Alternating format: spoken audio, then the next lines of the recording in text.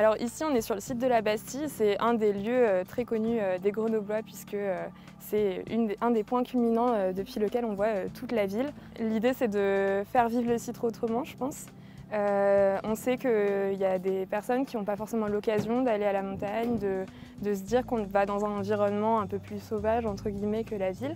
Et là, c'est une opportunité pour justement se rendre de manière plus confortable sur site. La commande qui était faite, c'était de concevoir des cabanes qui pouvaient être hébergées entre 2 et 4 personnes. La forme, la morphologie et les matériaux utilisés étaient un peu libres. Nous avons conçu la tente, qui est un projet d'une cabane insolite, je dirais. Les grandes ouvertures déjà principales permettent d'avoir une vue traversante. L'une qui cadre sur le Vercors et l'autre sur Beldon ainsi que le Mont Blanc quand c'est un peu plus découvert. Et ces petits percements, ils sont là pour rappeler une nuit étoilée, créer des jeux de lumière au petit matin. L'idée, c'était vraiment d'avoir un ressenti de collectif.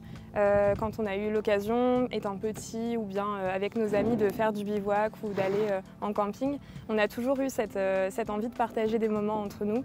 Et donc là, c'était vraiment notre idée d'avoir une structure qui soit un peu en U, ouverte que d'un côté pour pouvoir se recentrer sur nous-mêmes. Et la façon dont sont disposés les lits, ça permet d'avoir vraiment une sorte de cercle dans lequel on peut voir tout le monde en fait. Alors moi, en tant qu'étudiant, pouvoir mettre enfin la main à la pâte, je dirais, c'est concrétiser un projet. C'est pas seulement le dessiner, faire des maquettes. Ça pousse la réflexion vraiment plus loin, parce que ça devient un projet auquel on tient.